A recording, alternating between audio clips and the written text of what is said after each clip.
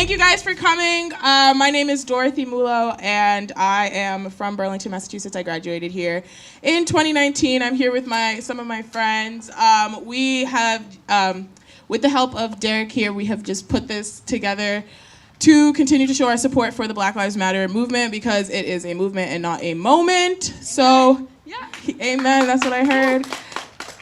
So we are just here to continue to show our support, continue making it known that racism is an issue that we have been fighting against for far too long, and we are taking advantage of this opportunity to abolish it, honestly.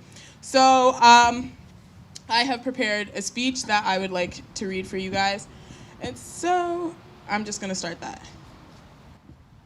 All right. Dark dreaded hair, above average height, gold chains, baggy pants, a hoodie, sneakers.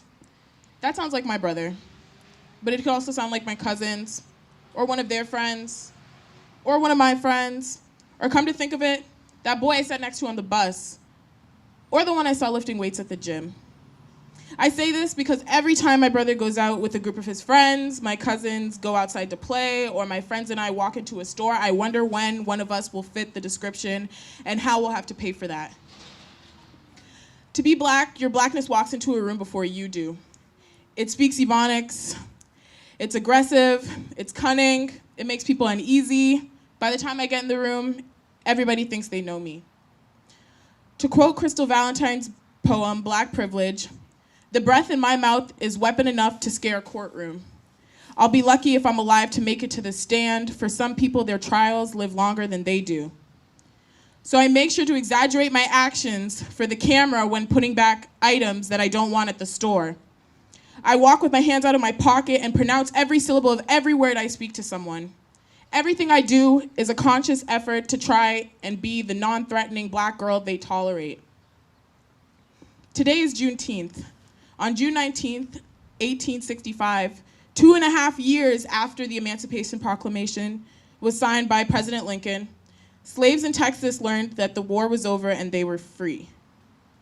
We all know how the following chain of events goes. Reconstruction fails, Jim Crow sets in, the Civil Rights Movement leads to the Civil Rights Act of 1964, ending segregation and employment discrimination. The Voting Rights Act of 1965 ends voting discrimination, and we're free, right?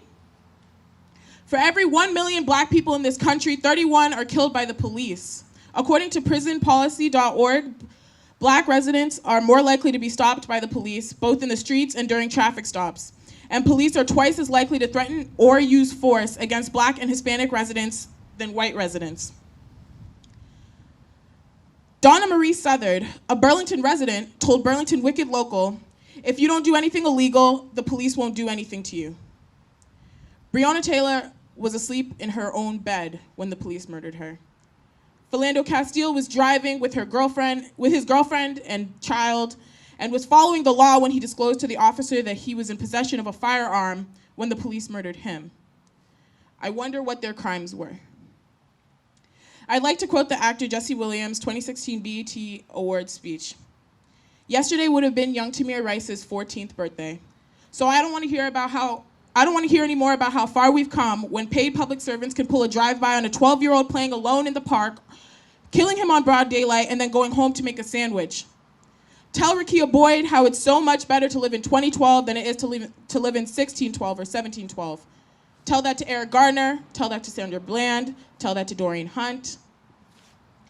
Now we can add Philando Castile, Eric Gardner, Rayshard Brooks, Breonna Taylor, George Floyd, Ahmaud Arbery, and so many more names whose death never garnered media attention.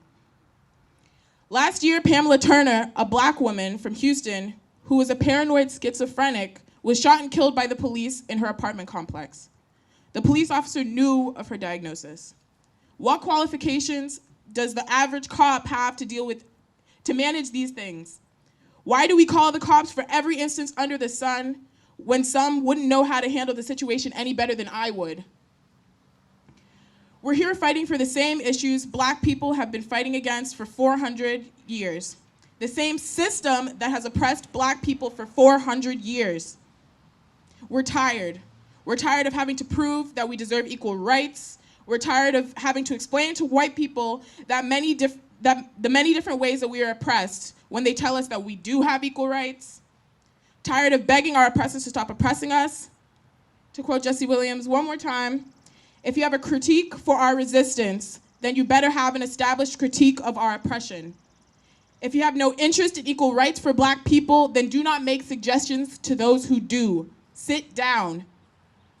We are not asking for things to change. We're demanding it by any means necessary. No justice? No justice? No justice? By the way, today would be a great day to arrest the officers who murdered Breonna Taylor. Thank you.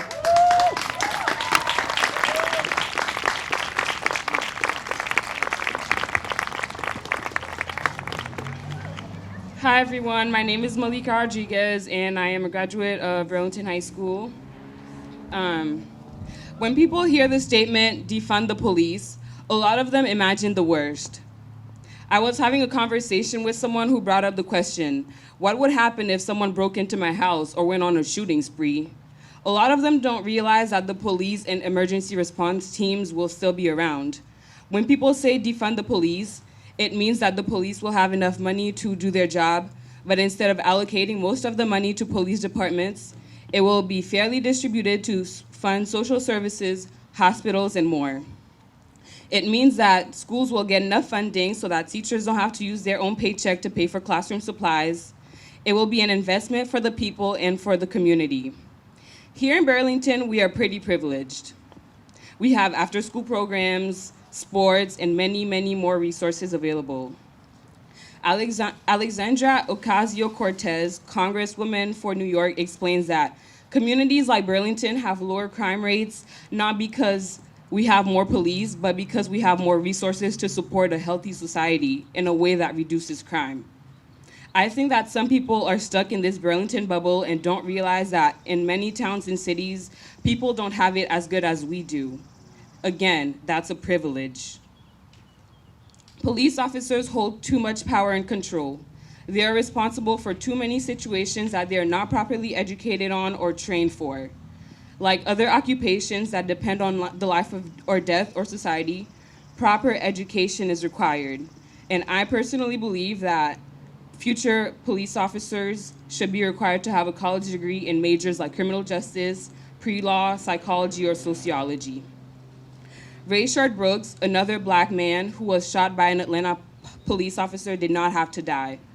Had there been social services implemented for the well-being of people rather than policing and punishing them for common mistakes, another little girl wouldn't have to grow up without a dad. Social services like a wellness counselor who was properly trained and given the right tools to ensure that Rayshard Brooks got home safely without injuring himself or others. And if some police officers can't do their basic jobs of protecting and serving the community, give that responsibility and funding to people who actually care. Enough is enough.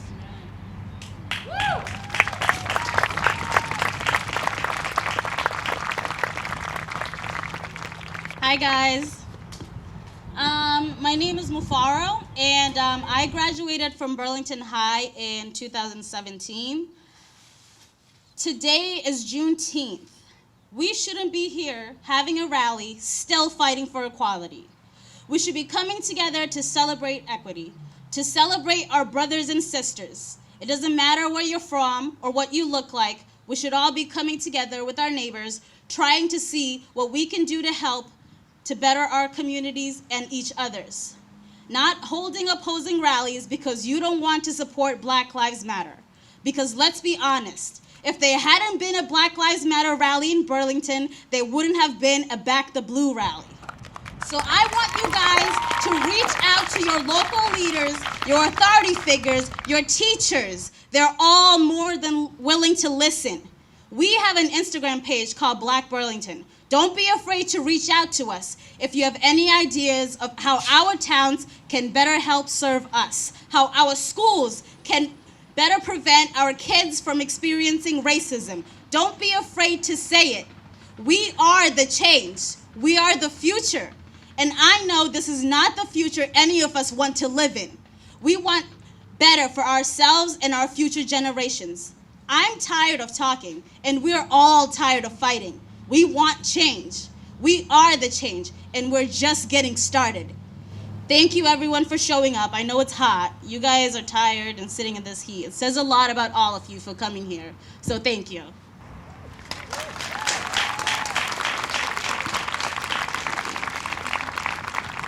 So we're moving a lot faster than we expected. So my cousin Lorraine was supposed to be here to say her speech, but she had sent it to me just in case she wasn't able to. So I told her that I would read it for her. So this is her speech. All right. I, like a lot of you, I imagine, am tired. I am tired of fighting. I am tired of yelling and screaming and quite literally begging for the right to exist in this country. As I have come to understand, to be Black and alive in America is a crime that Black people pay for with their lives. And today we say enough is enough. For hundreds of years, Black people in America have been trying to live, trying to breathe, trying to exist as so many others get to do. And for hundreds of years, we have been murdered, lynched, discriminated against, and always, always, always fighting. And today, we, as a society, say enough is enough.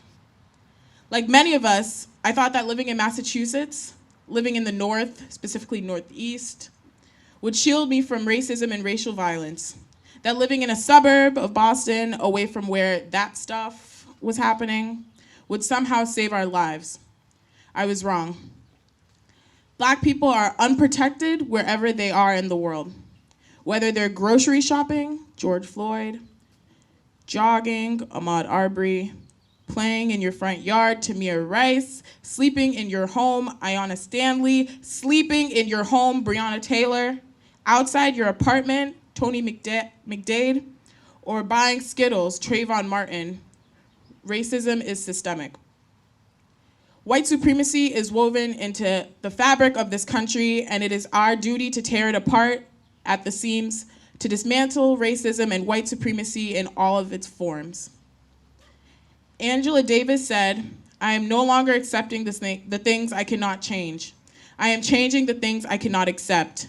And I cannot accept racism in this town. I tolerate it my entire time in this town, and I will not anymore. No justice, no peace." Thank you. Hello everyone, my name is Brooklyn Manna. I'm a graduating senior from Woburn High School. I was invited to speak up here today because I recently led my own rally and I want to continue with the momentum. So I wrote something for you guys. Thank you to your town of Burlington for inviting me to speak today. It is even more meaningful as we celebrate this on the 19th of June. Juneteenth, the commemoration of the end of slavery in the United States. Until a few weeks ago, I'm sure there were many people who didn't even know that there was a celebration on this day. In most school systems across the United States, major Black historical events such as the Tulsa Race Massacre and Juneteenth are not topics that are discussed and learned in school. Did you know that the Black Liberation flag is black, red, and green, which represents Black people, red blood that has been shed, and the green of Africa? Did you also know that during the Tulsa Race Massacre, over 300 African American men, women, and children were killed, and over 40 square blocks of homes, businesses, churches, and hospitals were burned into the ground? White supremacy began long before the first African slaves arrived to the U.S. in the 1600s and is still prevalent today. There are so many buried stories of untold history, but the time is now for all people of every color to read and learn about how and why we stand here today. We stand together in solidarity with the Black community in the fight against systemic racial injustice and inequality. While some of you may be asking yourselves, why is she preaching in our town? What does she know? She doesn't know the struggle. But me, along with every other person of color, does indeed know. First off, let me ask you all a question. Please raise your hand. How many of you have experienced some form of racial prejudice? Raise your arms high. Did that make your heart sink? It made mine. Racial discrimination is exposed to the majority of people of color as a way to oppress us.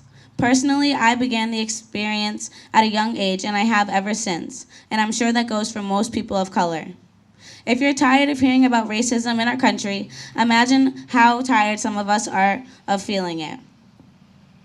Growing up, I never felt comfortable in my own skin. My dark skin next to my adoptive parents' white skin was a tough pill for other people to swallow. It wasn't for me, though, and I didn't acknowledge our differences until I was constantly reminded of them.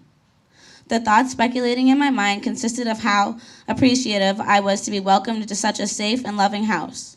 However, not knowing your origins or not having a great understanding of yourself makes you feel like you don't have a comfortable place in either the white or the black community. But I'm not here to make this about me. My purpose is to point out the fact that as privileged as some of you may see me, I am not. Comparing who has what cannot and should not determine that factor, because none of that matters once a Caucasian person and I leave the borders of Woburn. Take us to another neighboring town or to another part of the country, and I'm 10 times more likely than them to be targeted for not even looking at someone the right way. And that's despite social, economic, and materialistic status. I do have the right to speak about the struggles I endure and all the other people of color. We may have different struggles as we have been so longly oppressed. You need to listen to our stories without minimizing our history of oppression. When the color of my skin is seen as a weapon, you will never see me as unarmed. We as a society take the breath away from people who look different. So open your eyes and ears and use your voice to tell people of color that we are not less than. We are equal. We need you to support our cause at this time as we have come together to work as one mind to move towards a wholeness in our society. In order to make change, you need to be the change. If you're silent or neutral in situations of injustice, you have chosen the side of the oppressor. So as you come together as a community for reform to demand dignity and justice, if the door closes, open it again and again and again. Black lives matter in our society, not because they matter more than others, but because they have been systematically devalued for centuries. We need to end these systems of oppression that rule our nation. The time is now. Keep the momentum moving forward. Thank you for having me here today.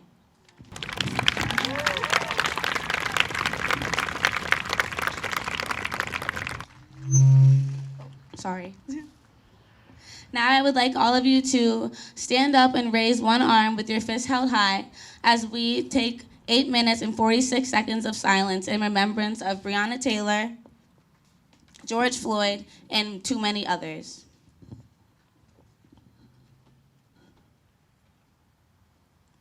We'll start now.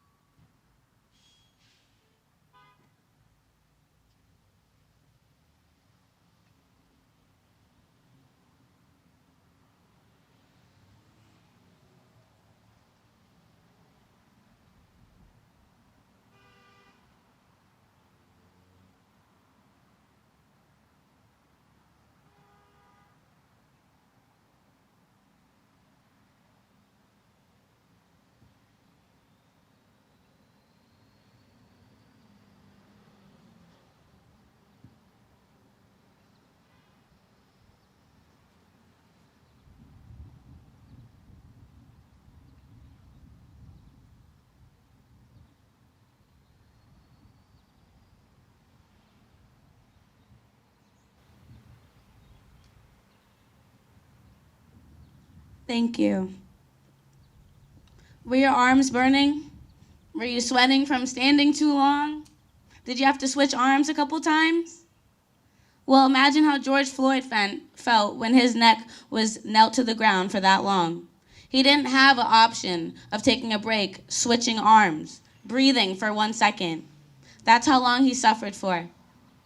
Thank you for having me here today, and let's please continue to have moments like these and spreading the momentum and keep promoting Black Lives Matter, because they do, they always have, and they always will. Thank you. I just want to invite anybody who wants to say something, who would like to. If you want to say something, you can come up.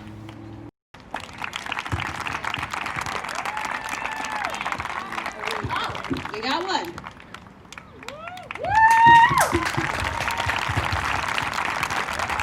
I want to thank everyone for showing up today. I kind of heard of this pretty last minute, but I was able to make it, and I'm pretty happy about that. What about? Sorry. No, you're good, you're good. Over the last 3-4 weeks,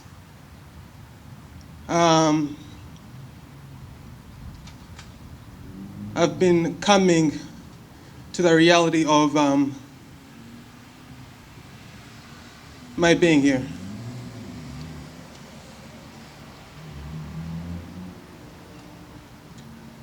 I've had some pretty hard conversations that I've always had an excuse for in the past not to have. But in light of the current state of affairs, it seemed like there was no better time to have these conversations.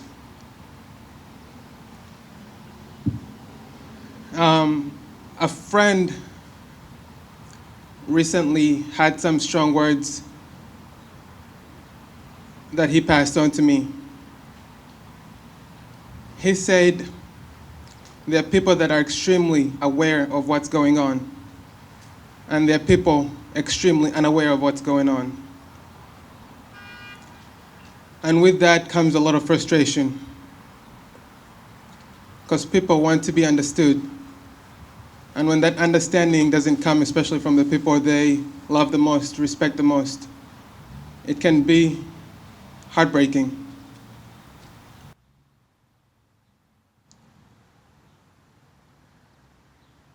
I think one of the biggest things I've learned in light of all of this is the need to have the hard conversations.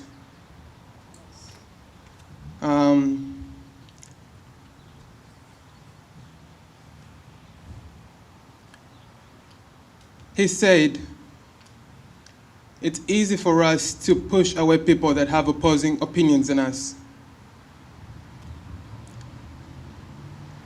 It's easy for us to cut out the people in our lives who, with the current state of affairs, don't seem to see what's right in front of them. But what's going on right now is just a glimpse of something that was planted way before slavery was a thing, way before colonial expansion, and it's not going to change overnight. I came here 14 years ago, came from Uganda. My mom and dad were here. My mom was here first, my dad came with the rest of the fam. And when my mom was here, she pretty much laid the groundwork for us to come here. She worked all the jobs you could imagine. And after she came here, she said something that struck me. This was years later. She said it was hard because she went from feeding one mouth to feeding 6.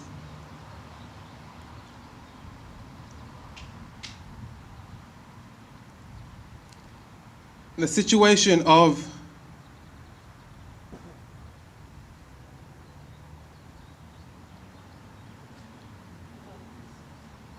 gay rights is a big issue in Uganda. Coming here and making the friends that I met and learning the things that I did, I would come home to my mom, come home to my dad, and I would be very upset with them for having different views than I had. And I'd be like, how don't you understand that this is important? How can you not care about this like I care about this? Because I know in their heart they're very caring people. I mean, they sacrificed everything for me and my siblings to be here. And in these many years of me nagging my mom and dad, they slowly came to see where I was coming from and change the way they viewed these topics. My mom was quickly able to adapt to my way of thinking, but it was a lot slower for my dad. I remember there was a moment, I was in this moment of frustration and I'd always confide in my mom. And she sat me down and pretty much told me, hey, we grew up in a different culture, with a different set of rules, with a different sense of moral, and different responsibilities. And then we come here, and we're trying to survive. We're trying to put you guys through school. We're trying to make sure there's food on the table.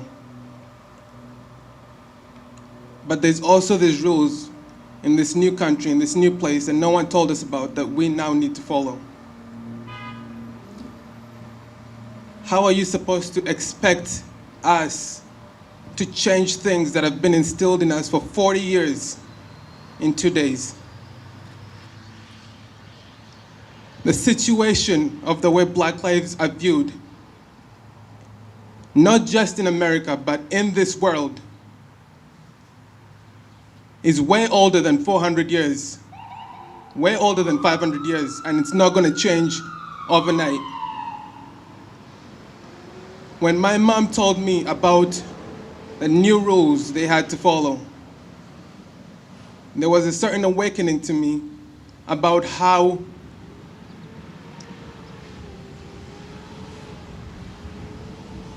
unaware I was of the deeper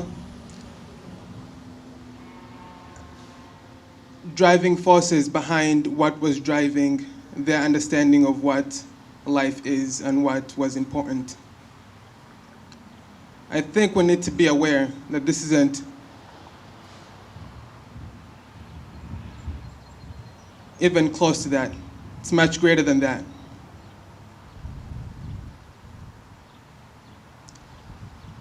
For a lot of us here that can't turn out our skin when the night comes, when we go home, and forget all the responsibilities that come with it. This has been going on forever. For everyone else who has the option to check out because they've been provided that option by society,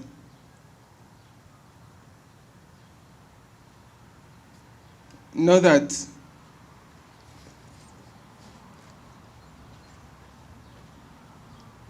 you're just glimpsing a moment in the life we live every day. So when you choose to check out, you're choosing to check out of us. You're choosing to check out of your friends, choosing to check out of your family.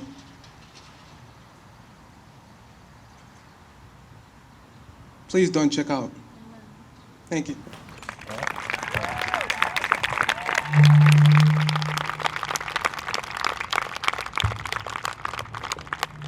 Good evening. My name is Yvette Hardman, and I just want to say that I am happy and I support my young Black students that are here.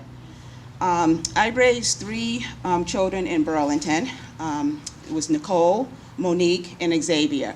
And I just want to say it wasn't easy.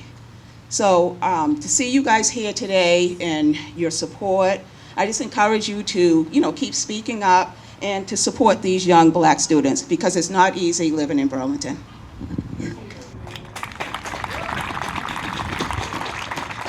Thank you guys all so much for coming out, and this is the closing of our program. It is not the end, though.